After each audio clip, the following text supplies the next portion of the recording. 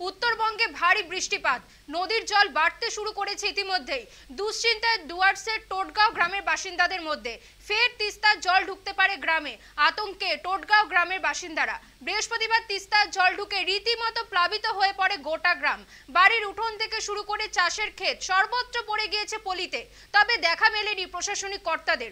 অভিযোগ স্থানীয়দের, রাত থেকে নতুন করে বৃষ্টি শুরু হওয়ায় সিঁদুরে মেঘ দেখছে বাগড়াকোট গ্রাম পঞ্চায়েতের টোটগাঁও গ্রামের তিস্তা পাড়ের বাসিন্দারা। রাত কেটেছে একটি সরকারি স্কুলের অস্থায়ী ত্রাণ শিবিরে। আবহাওয়া দফতরের পূর্বাভাস অনুযায়ী রাত থেকে ধূপগুড়ি শহর সহ গোটা ডুয়ার্স জুড়ে শুরু হয়েছে বজ্র বিদ্যুৎ সহকারে বৃষ্টি, যে কারণে ডুয়ার্সের বিভিন্ন নদীতে বাড়তে শুরু করেছে জল। ফের অবস্থার অবনতি হতে পারে বলে আশঙ্কা করছে মালবাজারের টোটগাঁও গ্রামের বাসিন্দারা। ওটা পলি পড়ছে বুঝ, ঘরটা দাবিয়েছে, তিনটাও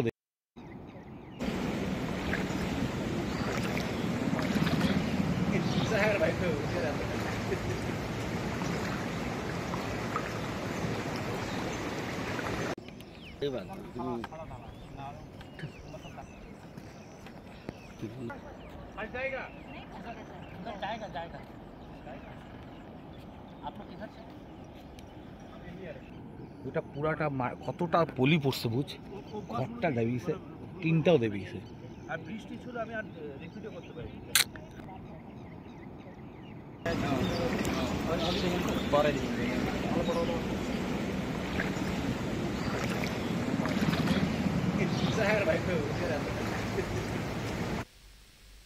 যেমনটা আপনাদেরকে বলছিলাম, উত্তরবঙ্গে ভারী বৃষ্টিপাত, নদীর জল ইতিমধ্যেই বাড়তে শুরু করেছে। দুশ্চিন্তায় পড়েছে ডুয়ার্সের টোটগাঁও গ্রামের বাসিন্দারা। তিস্তার জল ঢুকে রীতিমতো প্লাবিত হয়ে পড়েছে গোটা গ্রাম। এই পরিস্থিতিতে দাঁড়িয়েও প্রশাসনিক কর্তাদের কার্যত দেখা মেলেনি, অভিযোগ স্থানীয় বাসিন্দাদের।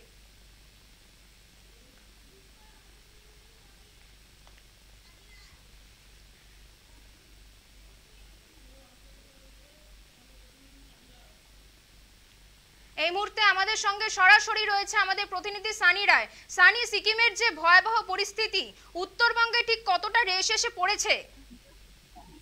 একেবারে গোপা, দেখো এই মুহূর্তে আমি যে জায়গায় দাঁড়িয়ে রয়েছি ডুয়ার্সের যে মাল ব্লক, সেই মাল ব্লকের টোটগাঁও এলাকাতে, এবং তোমাকে একটু দেখাতে বলবো আমার চিত্র সাংবাদিককে। দেখো এই মুহূর্তে আমরা ঠিক যে জায়গাতে দাঁড়িয়ে রয়েছি, আমি যেখানে দাঁড়িয়ে রয়েছি একেবারে রীতিমতো পলি পড়ে গিয়েছে এখানে।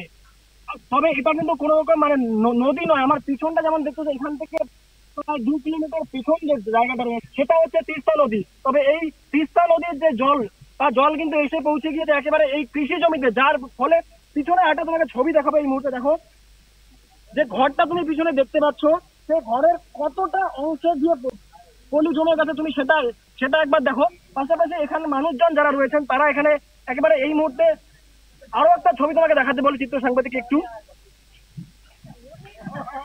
দেখো। একটি একেবারে ঘর রয়েছে, সেই ঘরে কিন্তু কিছুদিন আগেও কিন্তু মানুষজন বসবাস করছে, এবং বর্তমানে দাঁড়িয়ে পলি জমে সেখানে কতটা কি পরিস্থিতি হয়ে দাঁড়িয়েছে তা দেখাবো। এবং এই মুহূর্তে আমার সঙ্গে এই এলাকারই পঞ্চায়েত সদস্য বিমা উপাধ্যায়, ওনার সাথে কথা বলে দিদি, যদি সামনে আসেন। বললাম কি পরিস্থিতি রয়েছে এখন? এখন তো পরিস্থিতি, কালকে যে নদী আবার গ্রামে উঠছিল, আর হচ্ছে এখন পরিস্থিতি বলতে গিয়ে আমাদের অনেকটাই ভয় আছে। যেমন নদী এখন একদম উঁচুতে, আর গ্রাম হচ্ছে নিচু হয়ে যাচ্ছে। যে পলি ছিল 4 অক্টোবরে আসছিল, ওই পলি জড়িয়ে নদী তো এখন উঁচু। একটু যদি নদী বাড়ে তাহলে গ্রামের দিকে চলে যাবে। এখনো পর্যন্ত প্রশাসনিক কোনো কর্তারা কি উপস্থিত হয়েছেন? হ্যাঁ, আসছিলেন, কালকেও আসছেন, আজকেও আসছিলেন, আইসে দেখে যাচ্ছেন ওনারা। গতকাল আমরা যেমনটা দেখেছিলাম যে অনেককেই অস্থায়ী ক্যাম্পে থাকতে হয়েছিল, সে জায়গায় দাঁড়িয়ে আজকের পরিস্থিতি কিরকম? আজকে তো সবাই বাড়িতে, সব বাড়িতে রয়েছে। আজকে সবাই বাড়িতে। আচ্ছা, একটু আগে এনডিআরএফ এর টিমও এখানে দেখা গেল, তারা কি করতে আসলে, কি কথা বললেন? ওনারা আইসে দেখে গেলেন যে কোনো পরিস্থিতি এরকম যদি হয় তাহলে আপনারা আমাদের সাথে কন্ট্যাক্ট রাখেন, ও ওনাদের নাম্বারটা দিয়ে গেলেন, আর আমাদের নাম্বারটা নিয়ে গেলেন। যদি সেরকমই কোনো পরিস্থিতি হয় আমাদের ফোন করবেন, আমরা আসবো। আপনি তো এখানে সকাল থেকে রয়েছেন, মানুষজন কি বলছে যারা এখানকার, কতটা আতঙ্কে রয়েছে? অনেকটাই এখন তো বর্ষা শুরু, আর তো 2-3 মাস আছে, তো আমাদের সেরকম থাকা একদম ভয় এখানে। আচ্ছা, এখানকার সাধারণ মানুষ যারা রয়েছেন তারা বলছেন যে একটা স্থায়ী বাঁধ এখানে দরকার, কারণ প্রত্যেক বছরই ঠিক এরকমই পরিস্থিতি হয়, সেক্ষেত্রে আপনি একজন জনপ্রতিনিধি কি বলবেন, কেন বারবার এই পরিস্থিতি দেখতে হচ্ছে টোটগাঁওবাসীকে? মানে এখানে কি বলবো, আর এই 4 অক্টোবরের পর থেকে এরকম হচ্ছে যে পলি আসছে, পলি জমছে, সে কারণেই হচ্ছে এরকম। মানে গত তিস্তার ভয়াবহ রূপের পরে থেকে এই পরিস্থিতি, হ্যাঁ, কোন রকম কি প্রশাসনিক কর্মদক্ষতা এখানে দেখা গেছে? মানে পঞ্চায়েত থেকে তো ছোট একটা বাঁধ হয়েছে, এখন শুরু হচ্ছে। ওনারা বলছেন যে বড় তো হবে না, যে ছোটই বাঁধ থেকে শুরু করি, দেখা যাক পরে পরে কি হয়। তবে এখনো তো বর্ষা নামে, তাহলে এই মানুষজনদের কি অবস্থা হবে এখন যে অবস্থায় আছে? এখন কি বলবে, তারপর মানে যদি জল বাড়ে, ওনারা তো বলে গেছেন, ভিডিও আসছিলেন, ভিডিও যেখানে বিডিএম স্যার আসছেন, আমাদের পঞ্চায়েত থেকে প্রধান আসছিলেন, ওনারা তো বলে গেলেন যে যদি সেরকম কিছু হয় তাহলে আপনাদের এখান থেকে মানে শরণার্থী জানে যেতে হবে। তো কালকে যে কয়েকটা মানে 40টা বাড়ির মতো আমরা একটু উঁচু জায়গায় এসে বসছিলাম, তারপরে 2-3 ঘন্টা জল পড়ার পর তারপর জল চলে গেছে, তারপর আবার গ্রামে নিজে নিজের বাড়িতে ফিরে আসছি। একটা অসংখ্য ধন্যবাদ। দেখো গোপা, যে কথাটা বলবো, এই এলাকার যে স্থানীয় পঞ্চায়েত সদস্য তিনি কিন্তু যেমনটা বলছেন যে তিনি প্রশাসনের যারা আধিকারিক রয়েছেন তাদের সঙ্গে তিনি যোগাযোগ রেখেছেন এবং পুরো ঘটনার দিকে তিনি যেমন নজর দিচ্ছেন। তবে ঠিক এই জায়গায় দাঁড়িয়ে প্রশ্নটা উঠছে, প্রত্যেক বছর ঠিক একই সমস্যা হচ্ছে এবং এই সমস্যার স্থায়ী সমাধানে কিন্তু কোন রকম পদক্ষেপ নিচ্ছে না স্থায়ী প্রশাসন, এমনটা কিন্তু অভিযোগ উঠে আসছে। আর সানি, রাত্রিবেলা তো স্থানীয় বাসিন্দারা ত্রাণ শিবিরে গিয়েছিলেন, মানে স্কুলে ছিলেন, তো তারা সেখানে খাওয়া দাওয়া কি কি করেছে, মানে প্রশাসনিক ব্যবস্থার থেকে কি কোনো রকম কোনো আশ্বাস মিলেছে প্রশাসনের তরফ থেকে? একেবারে গোপা, ঠিক এই জায়গায় দাঁড়িয়ে আমি তোমাকে আরেকবার একটু ছবিটা দেখাবো। দেখো আমার পিছনে যে এই মুহূর্তে ছবিটা, একেবারে তিস্তার ভয়াবহ রূপ কিন্তু এই মুহূর্তে এখানে ফুটে উঠছে। সে জায়গায় দাঁড়িয়ে গতকালকে প্রত্যেকের বাড়িতে জল ঢুকে গিয়েছিল, আমরা দেখেছিলাম রীতিমতো টং বানিয়ে সেই টঙে তারা ছিলেন এবং বিভিন্ন অস্থায়ী যে ক্যাম্পগুলি ছিল সেখানে গিয়ে তারা কিন্তু ড্রাই ফুড খেয়ে তারা ছিলেন। তবে আজ এই পর্যন্ত, এখনো পর্যন্ত গোটা, আবার যদি আমি আমার ক্যামেরা পার্সনকে দেখাতে বলি, যে পুরো এলাকার ছবিটা এখনো পর্যন্ত কিন্তু কোন রকম প্রশাসনিক তৎপরতা এখানে নেই, কোন রকম যে একটা ক্যাম্প করার ব্যাপার রয়েছে তা সে কোনো কিছুই কিন্তু করা হচ্ছে না। পাশাপাশি যিনি এই এলাকার প্রধান পঞ্চায়েত সদস্য রয়েছেন বাগড়াকোট গ্রাম পঞ্চায়েত, তিনি যেমনটা বলছেন যে তিনি ঊর্ধ্বতন কর্তৃপক্ষের সঙ্গে যোগাযোগ করছেন এবং সমস্ত রকমের ব্যবস্থা তিনি করছেন। এখানে কিছু গ্রামবাসী রয়েছে, আমি তাদের সঙ্গে একটু কথা বলার চেষ্টা করবো। মানে একটু যদি বাইরে বেরিয়ে আসছি। यहाँ पे जो अभी जो प्रॉब्लम हो रहा है यहाँ पे, रात को अगर बारिश हो जाए फिर आप लोगों को कैसे रहना होगा? नहीं, रात को तो घर में रहने के लिए तो बहुत डर है। अभी हम भी तो उधर जो नदी के सामने था, काल से हम तो निकल गया।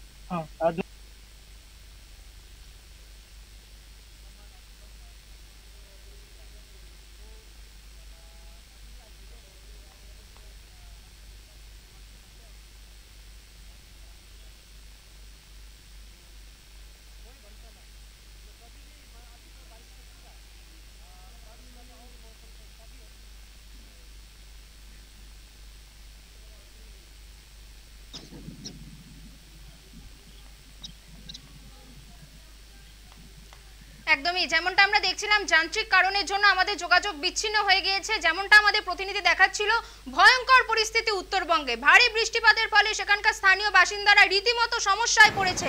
তারা রাত্রিবেলা অস্থায়ী ক্যাম্পে গিয়েছিল এবং স্থানীয় বাসিন্দাদের অভিযোগ প্রশাসনের তরফ থেকে কোনো রকম কোনো আশ্বাস মেলেনি এই মুহূর্তে, এই পরিস্থিতিতে দাঁড়িয়েও।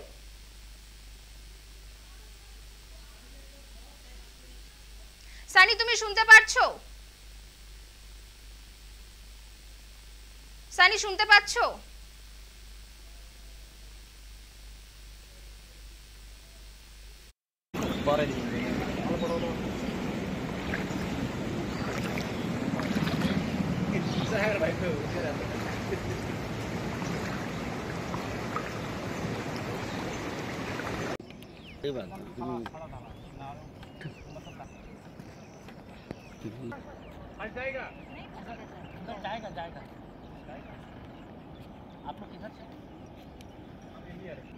ওটা পুরাটা কতটা পলি পড়ছে বুঝ, ঘরটা দেবিছে, টিনটাও দেবি।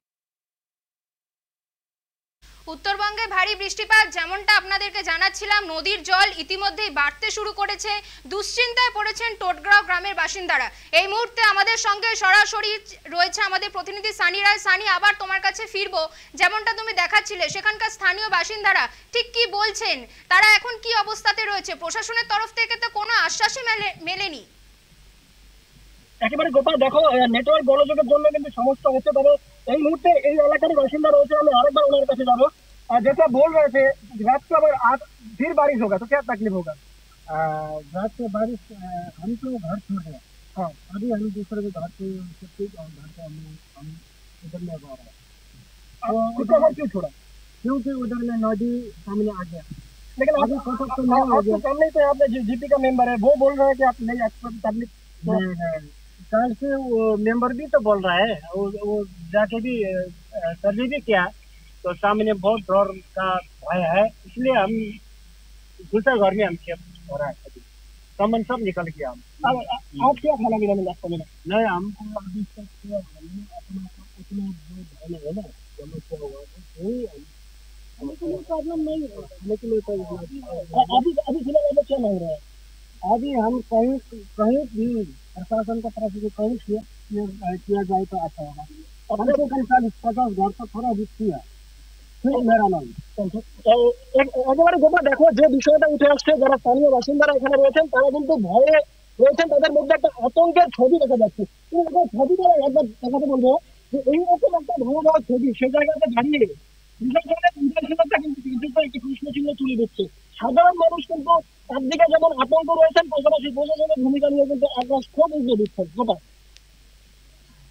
ধন্যবাদ সানি, তুমি সেখানকার পরিস্থিতির দিকে নজর রাখো।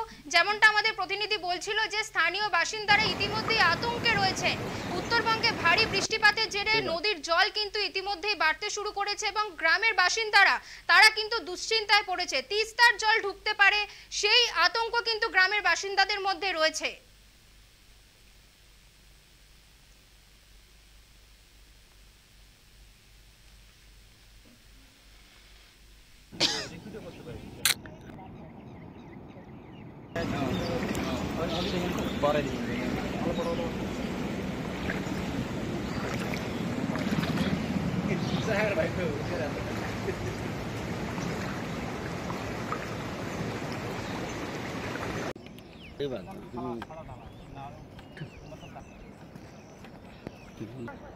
जाएगा